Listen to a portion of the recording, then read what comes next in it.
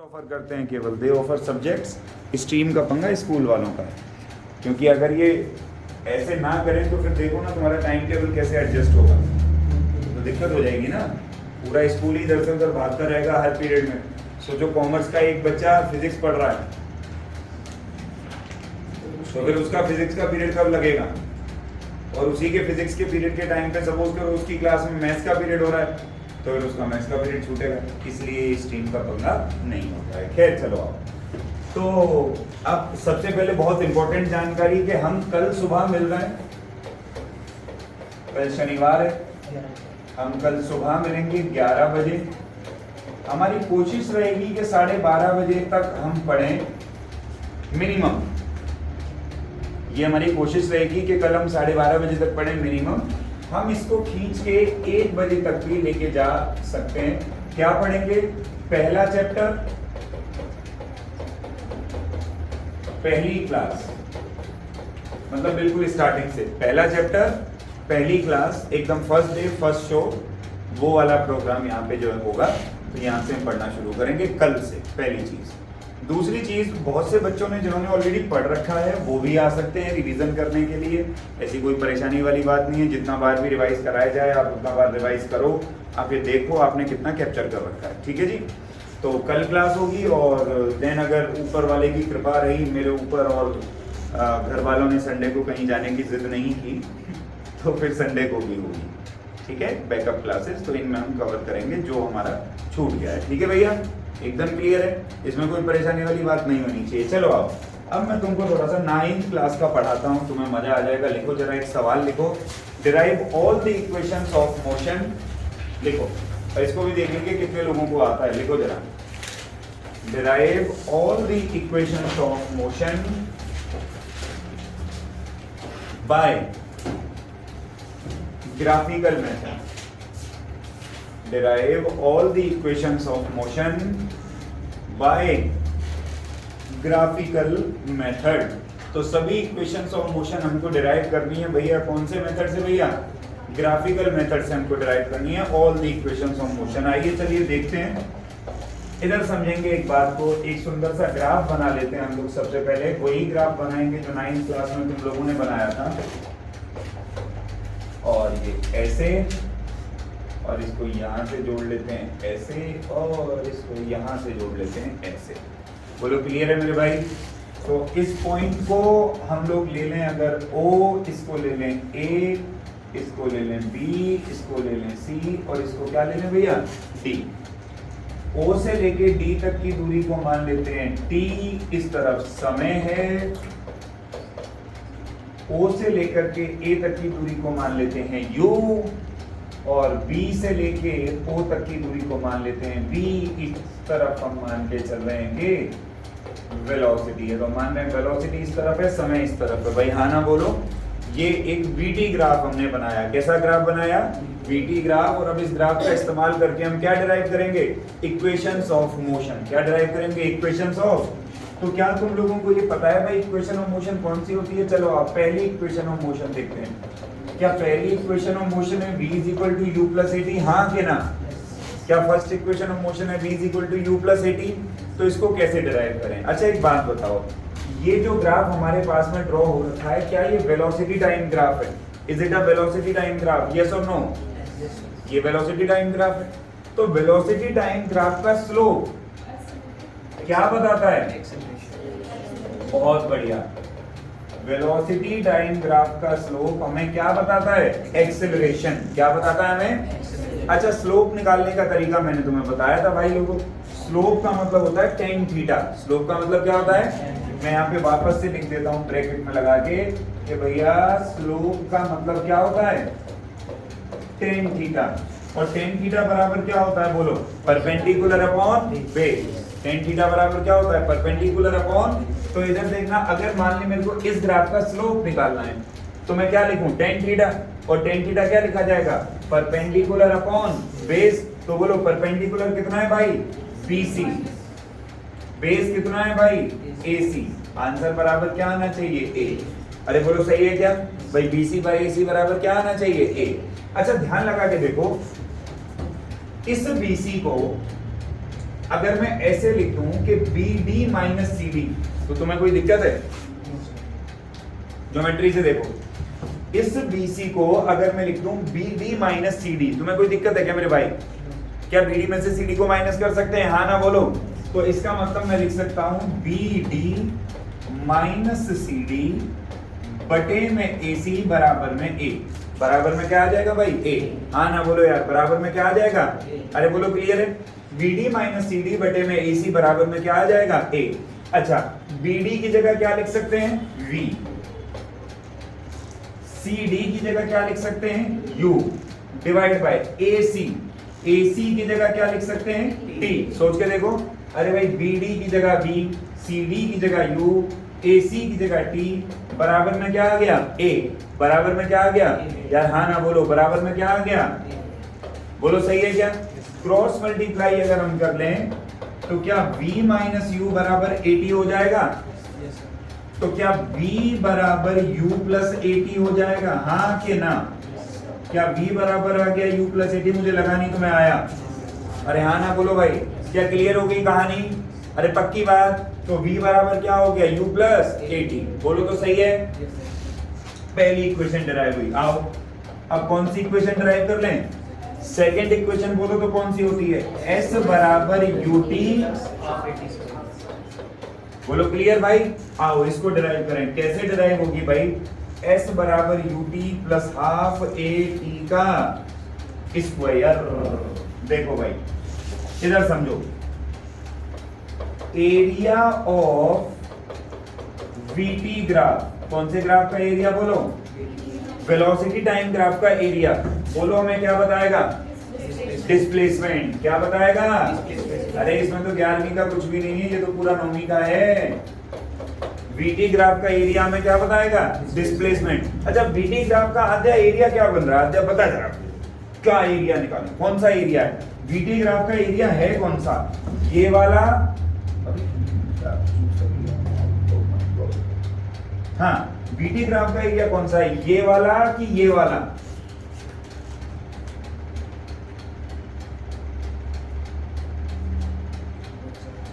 नीचे वाला। ये बात ऊपर ट्राइंगल है तो वो नहीं हो सकती। हाँ भाई, VT ग्राफ का एरिया निकालना। पहले एक बात बताओ तुम लोग, रट्टू तो इसमें VT ग्राफ बना कहां पे? दोनों का निकलेगा? बिल्कुल सही। अरे भाई ये है ना ग्राफ, तो ये सीधी लाइन, यही तो ग्राफ है। तुम्हें क्या बनाना है? इसके अंडर का एरिया, इसके नीचे ये पूरा एरिया आया ना, ये। हाँ ना बोलो? तो तुम्हें ये एरिया निकालना है ना। ये एरिया अगर निकाल पाए तो ही तो क्या निकलेगी? डिस्प्लेसमेंट। तो पता कैसे निकालो इसका एरिया? ये डिस्प्लेसमेंट कैसे निकालूं? क्या इसको ऐसे लिख दूं कि एरिया ऑफ ट्राइंगल ABC जमा एरिया ऑफ रेक्टेंगल OACD। हाँ ना बोलो? एरिया ऑफ ट्राइंगल ABC जमा एरिया ऑफ रेक्टेंगल OACD। अरे बोलो सही है क्या? क्या लिखा जा सकता है? दोनों को जोड़ दूं? अच्छा भाई, ट्राइंगल के एरिया का फॉर्मूला कौन बताएगा?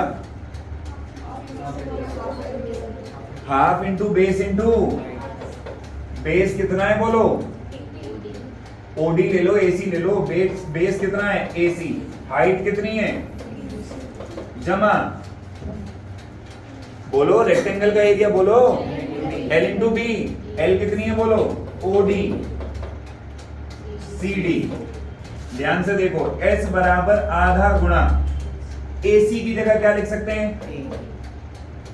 BC को ऐसे ही छोड़ दो, जमा OD की जगह क्या लिख सकते हैं? CD की जगह U। CD की जगह क्या लिख सकते हैं भाई? अरे नहीं आया। CD की जगह क्या लिख सकते हैं? U। तो देखो इक्वेशन क्या बन गई? UT जमा आधा गुणा T गुणा BC। बोल सही है? अब तुम्हारे मन में आ रहा होगा भाई BC की तो वैल्यू रख दें, लेकिन तुम्हें BC की वैल्यू पता थोड़ी है। BC की वैल्यू एक काम करो, जरा यहां से पता लगाओ। इधर देखो, BC की वैल्यू हम यहां से निकाल लेते हैं। क्रॉस मल्टीप्लाई करेंगे तो BC बराबर आएगा स्मॉल a इंटू AC। बोलो सही है? और AC क्या है भाई? T। AC क्या है भाई? तो BC की वैल्यू क्या निकल गई 80। ये वैल्यू इधर डाल दें तो ध्यान लगा के देख S बराबर UT जमा क्या आ गया हाफ AT का स्क्वायर। S बराबर क्या आ गया भाई UT जमा हाफ AT का।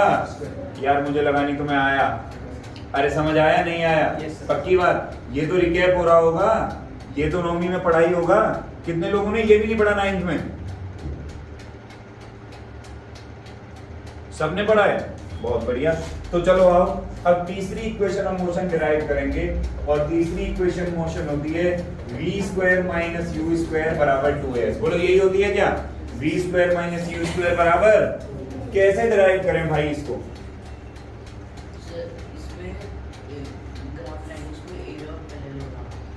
एरिया ऑफ पैरेललोग्राम कहाँ बन रहा है? पैरेललोग्राम की चारों साइड पैरेलल होती हैं, मतलब आमने सामने वाली। ये पैरेललोग्राम नहीं है, ये ट्रेपीजियम है। ठीक है, ये क्या है? ट्रेपीजियम। इधर समझो, करेंगे बिल्कुल वैसे ही। सही किया इसने, सही बता रहा है कि एरिया ऑफ VT ग्राफ हमको क्या बताएगा? बोलो, एरिया ऑफ VT ग्राफ हमको क्या बताएगा? डिस्प्लेसमेंट। निकालेंगे एरिया ही, लेकिन अब की बार एरिया अलग तरीके से निकालेंगे। कैसे अलग तरीके से निकालेंगे? हमने यहाँ पे तो ट्राइंगल और रेक्टेंगल का एरिया जोड़ दिया, लेकिन अब हम यहाँ पे ऐसे जोड़ेंगे नहीं। ये जो ट्रेपीजियम बन रहा है, देखो ध्यान से,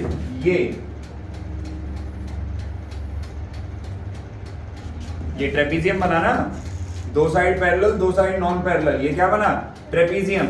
हम डायरेक्ट इस ट्रेपीजियम का एरिया निकालेंगे। डायरेक्ट क्या निकालेंगे? इस ट्रेपीजियम का एरिया। तो मतलब मैं लिखूंगा डिस्प्लेसमेंट बराबर area of trapezium OABD। Area of trapezium OABD। हाँ, अब आएगा असली खेल। तो चलो भाई आशीष बाबू, एरिया ऑफ ट्रेपीजियम बोलो। हाफ इंटू पैरेलल साइड का सम प्लस इनटू h। हाँ, half into sum of parallel sides into height. तो पैरेलल साइड कौन कौन सी है? OA और BD। तो हम लिख देंगे OA प्लस, और हाइट कितनी है भाई? AC। हाइट कितनी है देखो? AC। हाँ ना बोलो यार, हाइट कितनी है भाई? AC। बोलो आया? तो S बराबर क्या आ गया? आधा गुणा में OA की जगह ध्यान से देख क्या लिख सकते हैं? U। मिट गया वो। OA की जगह क्या लिख सकते हैं? U। BD की जगह देख क्या लिख सकते हैं? बोलो B। अरे बोलो यार, सोते रहते हैं। BD की जगह क्या लिखूं? V। इनटू में क्या आ गया? AC। अब हो सकता है तुम सोचोगे AC की जगह हम T लिख देंगे, लेकिन T लिख देने से तुम्हारा आंसर नहीं आएगा, क्योंकि तुम्हें AC की वैल्यू भाई साहब यहां से निकालनी पड़ेगी। ध्यान लगा के देखो, AC बराबर क्या निकलेगा यहां से? BD minus CD by A। बोलो सही है? और BD कितना है बोलो तो? BD कितना बोलो? CD कितना है? डिवाइड बाय, तो AC बराबर आ गया B minus U by A। ये AC की वैल्यू इधर रखेंगे हम लोग। ध्यान लगा के देख, S बराबर आधा U जमा V गुणा में V घटा U बटे में A। हाँ कि ना? क्रॉस मल्टीप्लाई करो तो 2AS बराबर, देखो भैया ये A प्लस बी और ये क्या हो गया?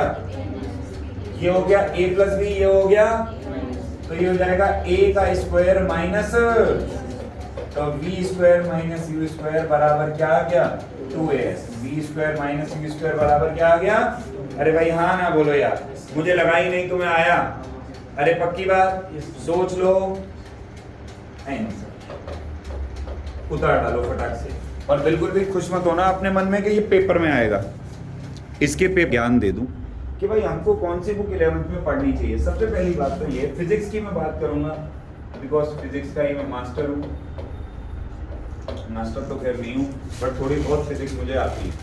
तो फिजिक्स की अगर हम लोग बात करें वास्तविकता में, तो पहली बात तो तुम्हें कोई किताब अभी इनिशियली पढ़ने की ज़रूरत नहीं है। मैं तुम्हें बुक्स दे रहा हूँ, मैंने जो तुम्हें मॉड्यूल दिए हैं, जो दूंगा, तो बस वो मॉड्यूल तुम पूरे कर लो, वेल एंड गुड है। लेकिन उसके बावजूद भी अगर तुम्हें लगता है कि यार ठीक है, कुछ तो होना चाहिए, कुछ तो हमें करना ही चाहिए, तो आप एक बुक परचेज कर सकते हो अगर आप चाहो तो। और मैं बताता चलूँगा किसके लिए बनी है। बुक है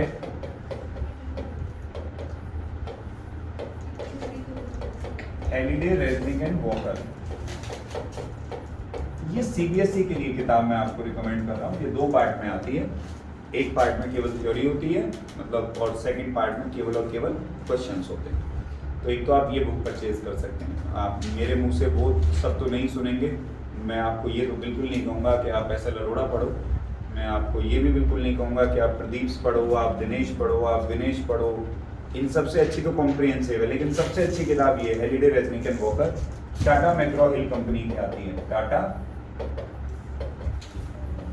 मैकग्रॉ-हिल पहली चीज। और अगर किसी बच्चे को सपोज करो एंट्रेंस की तैयारी करनी है या डीप नॉलेज चाहिए फिजिक्स की, और यहाँ वही आदमी पहुंचे जिसको इन रियलिटी में बहुत ज्यादा ही डीप नॉलेज चाहिए फिजिक्स की, तो उसके लिए 2 किताबें रिकमेंडेड हैं। सबसे पहला an introduction to mechanics by Kleppner and Kolenkow. By Kleppner and Kolenkow. Special Indian edition ही खरीदना। ओरिजिनल वर्जन 13-14 हज़ार रुपए का और इतना मोटा है, तुम्हारे फिल्टर शॉर्ट हो जाएंगे उसको पढ़ते हुए। स्पेशल इंडियन एडिशन है ये इतना सा है, डरो नहीं, ठीक है। और तुम्हारी पूरी 11th कवर करती है ये book, an introduction to mechanics. और दूसरी किताब अगर आप पढ़ना चाहो बहुत अच्छे से तो वो है हरीश चंद्र वर्मा, जिसको लोग प्यार से एससी वर्मा कहते हैं। और ये केवल वही लोग पढ़ें जिनको फिजिक्स की गहराई वाली नॉलेज चाहिए, जो केवल उथले पानी में से पार होना चाहते हैं, जो घर वालों की लात खा के पढ़ने आते हैं और उनको लगता है कैसे 11वीं पास होना है, वो तो उनको तो इसकी भी ज़रूरत नहीं है। वो तो बस मेरे मॉड्यूल ही अगर पूरे कर पाया तो मज़ा आ जाएगा, और इससे ज़्यादा करने की कुछ ज़रूरत ही नहीं। तो अगर पढ़ना है तो ये पढ़ो। ये किताब तुम्हारा नज़रिया बदल देगी, तुम्हें भी बदल देगी। असल फिजिक्स इसी में, असल मैकेनिक्स इसी में। बट मैं बार बार बोल रहा हूँ वही पढ़े जिसको डीप नॉलेज चाहिए। ये वो किताबें हैं जिनके कोई सॉल्यूशन नहीं होते हैं, ठीक है। इनके क्वेश्चन होते हैं, उनके आंसर होते हैं, बट उनके कोई सॉल्यूशन नहीं होते हैं। ये ऑथर कभी किताब में क्वेश्चंस के आंसर नहीं देते। एससी वर्मा का भी कोई सॉल्यूशन नहीं है, शायद तुम्हें पता हो। पता है एससी वर्मा का कोई सॉल्यूशन नहीं है। और जो एससी वर्मा के सॉल्यूशन आते हैं ना मार्केट में, वो एससी वर्मा सब ने नहीं लिखे हुए, वो किसी थर्ड पार्टी ने लिखे। और जिसके 40 से 50% आंसर गलत भी हैं। अच्छी किताबों के कभी सॉल्यूशंस नहीं होते, और बुरी किताबों के हमेशा क्या होते हैं, सॉल्यूशंस। वो खुद ही सॉल्व होती है। फॉर एग्जांपल ऐसा लरोड़ा, वो खुद ही सॉल्व मिलेंगे। तो ये एक और बात, ये जो क्लेपनर और कोलेनको की किताब है, अगर कोई गलती से खरीद लेना तो इसके ना न्यूमेरिकल मत लगाना तुम लोग, बस इसकी थ्योरी पढ़ो, मजेदार है, बहुत बढ़िया थ्योरी है इसकी, ठीक। ये दोनों MIT के प्रोफेसर्स हैं। कहाँ के प्रोफेसर्स हैं? MIT स्कॉलर्स हैं दोनों ही, है ना। MIT नहीं, MIT तो हमारे यहाँ है गाजियाबाद उत्तर प्रदेश MIT, वहाँ की नहीं बात कर रहा हूँ मैं, MIT की बात कर रहा हूँ। क्या है MIT जानते हो तुम लोग? नाम सुना है? नाम मत सुनो, ये दुनिया की नंबर 1 यूनिवर्सिटी है टेक्नोलॉजी का, rank 1 among whole world is MIT। तुम्हारा IIT, तुम्हारा IIT टॉप 100 में भी नहीं है पूरी दुनिया के। वर्ल्ड के टॉप टेक्नोलॉजिकल यूनिवर्सिटीज में तुम्हारा कोई भी IIT नहीं आता है। और वो कहाँ, वो कौन सी यूनिवर्सिटी है? रैंक 1। उसके वो प्रोफेसर हैं क्लेपनर एंड कोलेनको, उनकी डिग्री बहुत भयंकर किताब है मेरे पास भी, बट मैं दूंगा नहीं। मुझे अपनी किताबों से बहुत प्रेम है, मैं नहीं दे सकता। हाँ बेटा, हम लोग तो तुम तो बहुत लकी लोग हो, तुम्हारे पास एक सिलेबस की बुक है कि तुम्हें NCERT पढ़नी है। जब आप यूनिवर्सिटी में जाओगे, तुम जो फिजिक्स पढ़ रहे हो वो हमारे यहाँ एक सब्जेक्ट था। तुम्हारी 11वीं की पूरी फिजिक्स हमारे यहाँ का 6 महीने का एक क्या था, केवल subject among many other subjects.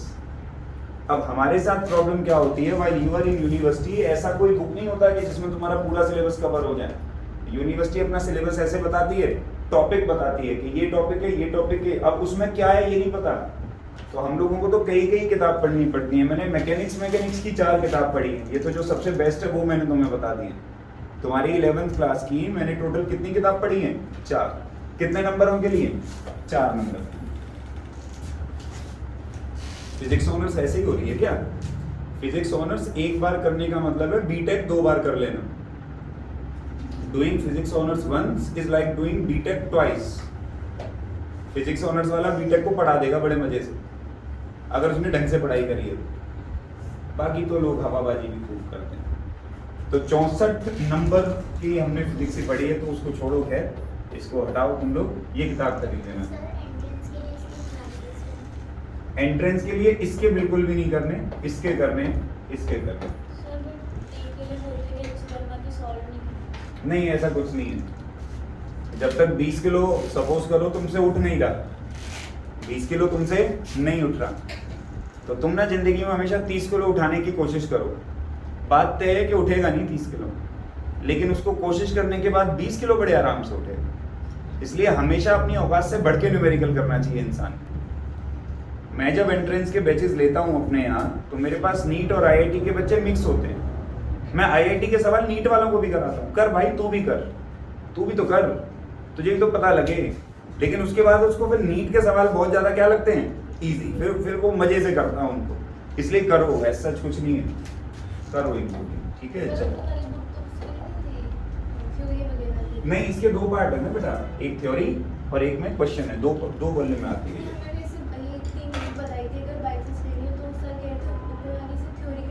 हाँ, सीबीएसई के लिए बहुत बढ़िया है सीबीएसई। ये भी बताई थी तुमको? कहाँ पे बताई है तुझे? फिर तू एक और लिख।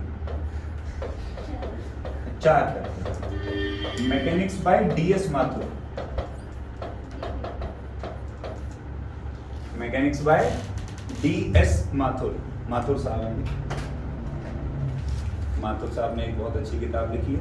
ये all are these university books, ये सब यूनिवर्सिटी की किताबें तुम्हें यहाँ आजू बाजू मिलेंगी भी नहीं कहीं। ये तुम्हें केवल ये वाली मैं सबसे बढ़िया तरीका बताऊँ, ऑनलाइन मंगा लो फ्लिपकार्ट से, वहाँ मिल जाएंगी, वो तुम्हारे घर पे दे जाएंगे। नहीं तो तुम तो यहाँ तो ढूंढते रह जाओ, ये नहीं मिलेंगी। ये सीधी मिलेंगी नई सड़क। नई सड़क जानते हो? पुरानी दिल्ली, वहाँ चले जाओ, वहाँ मिलेंगी। चलो, एक क्वेश्चन भी आ गया। मैंने दिया था। हाँ। क्या दिया था? एक बॉडी को ऊपर से फेंका, एक को नीचे से फेंका। ओहो, ऊपर से फेंकने की रफ्तार, नीचे से फेंकने की रफ्तार। ओह माय गॉड, 20 और 20 40। कितनी टावर कितना ऊंचा था? 1 सेकंड में मिल जाएंगे। कितने सेकंड में मिल जाएंगे? 1 सेकंड में। नहीं आया, मैंने कैसे किया? मैं बताऊं मैंने कैसे किया? गधेड़ो, इधर देखो। अब तुम्हें 9वीं में पता नहीं क्या बताया, बट मैंने रिलेटिव वेलोसिटी से कर दिया सवाल। देख देख, यहां से तुमने बॉल को ऊपर फेंका था और यहां से तुमने बॉल को एक साथ फेंके थे ना। टोटल दूरी कितनी थी? अब देखिए, शॉर्टकट भी है, एंट्रेंस में भी आते हैं सवाल। देखो तेरे को शॉर्टकट सिखाता है। देख, जब ये बॉडी ऊपर से नीचे गिरेगी, इस पे एक्सेलरेशन कितनी लगेगी? g माइनस जी। और जब ये नीचे से ऊपर जाएगी तब भी इस पे एक्सेलरेशन कितनी आएगी? मतलब दोनों की एक्सेलरेशन बराबर ही कट जाएगी। रिलेटिव एक्सेलरेशन क्या आएगी? 0, एक दूसरे के लिए। अच्छा, ये नीचे से ऊपर जा रही है, ये ऊपर से, तो दोनों की रिलेटिव वेलोसिटी कितनी हो गई? 40। अरे हाँ ना, तो बोल, अपोजिट डायरेक्शन में ऐड कर देते हैं ना। रिलेटिव वेलोसिटी कितनी हो गई? दूरी कितनी तय करनी है? एक्सेलरेशन यानी डिस्टेंस बराबर स्पीड इनटू टाइम। 40 बराबर 40 गुना समय, समय 1 सेकंड। 1 सेकंड में मिल जाएगी, कहानी खत्म, पैसा आना। बोल भाई, शॉर्टकट अच्छा लगा? अबे आया नहीं आया यार? अच्छा आया ना, 1 मिनट रुकियो जरा, अभी रुकियो। आया ना? ओरली बोलना, कॉपी पेन छोड़ दो एकदम नीचे। चलो, कॉपी पेन छोड़ दो एकदम, ओरली मेरे को आंसर बताने का। 100 मीटर एक बॉडी फेंकी 10 से, एक बॉडी फेंकी 30 से, बता कितनी देर में मिलेंगे ओरली? 2.5 सेकंड में अभी जोड़ दे। 30 होता 40, 100/40 2.5 यार नहीं आया। अरे हाँ ना बोल, आया नहीं आया? कितनी सेकंड में हो जाएंगे? 2.5 सेकंड में, क्योंकि ये इसकी तरफ भाग रहा है, ये इसकी तरफ भाग रहा है, दोनों को जोड़ दे। 30 जमा 10 कितना हो गया? 40। दूरी कितनी तय करनी है? 100/40। अच्छा चल बता दे। टावर की ऊंचाई 1000 मीटर। टावर की ऊंचाई, एक बॉल को नीचे से ऊपर फेंका 50 मीटर पर सेकंड से, एक को केवल ड्रॉप किया। केवल क्या किया? अब बता कितनी देर में मिलेंगे?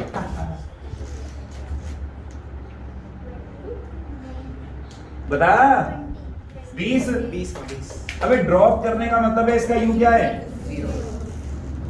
तो टोटल वेलोसिटी ऐड हो गई, कितनी आई? 50 डिवाइड 1000 डिवाइड बाय 50, आंसर कितना आ गया? 20। अरे यार हाँ ना बोलो, आए तुम्हें सवाल करने? बोला एक को नीचे से ऊपर फेंका। अच्छा अब 9th में थे तो तुम कैसे करते थे, इनको मालूम है? Let they meet at a point X, ऐसे तो करते थे 9th में। So this distance will be 40 minus x। फिर हम इसमें लगाएंगे h बराबर ut, इसमें लगाएंगे और फिर इक्वेट करेंगे, फिर टाइम निकालेंगे। इतना कौन करेगा रे बाबा, इतना कौन करेगा ड्रामा? सीधा सीधा हो रहा है। हाँ ना बोलो, ये लिख लो शॉर्टकट कहीं कॉपी में, चिपका लो साइड में। अरे तुम्हें ट्रिक समझ आई ना सवाल को करने की?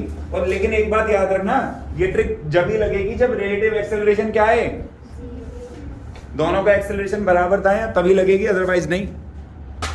डिस्टेंस कवर्ड इन nth सेकेंड, ऐसे लिख लो, nth सेकेंड। डिस्टेंस कवर्ड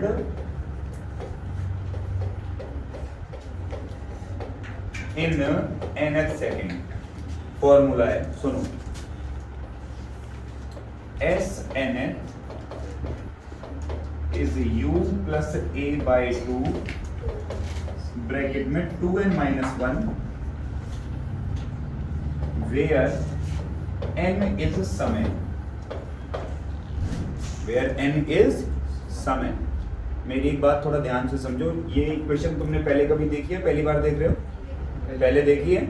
हाँ भाई चलो कोई बात नहीं, बहुत से लोग पहली बार भी देख रहे होंगे, जिनके मास्टर अच्छे रहे होंगे उन्होंने पहले पढ़ा दी होगी। मान लो एक बॉडी है, वो यहाँ मोशन कर रही है 0 सेकेंड, 1 सेकेंड, 2 सेकेंड, 3 सेकेंड और 4 सेकेंड। मान लो पहली सेकेंड में बॉडी चली 2 मीटर, अगली सेकेंड में चली 10 मीटर, फिर चली 3 मीटर और फिर चली 5 मीटर। बोलो सही है? अब मैं यहाँ पे दो सवाल लिख रहा हूँ, तुम दोनों सवालों की अंग्रेजी को जरा एनालाइज करके मुझे बताना क्या इनका मतलब सेम है या अलग अलग। जैसे मैं तुमसे बोलता हूँ, फाइंड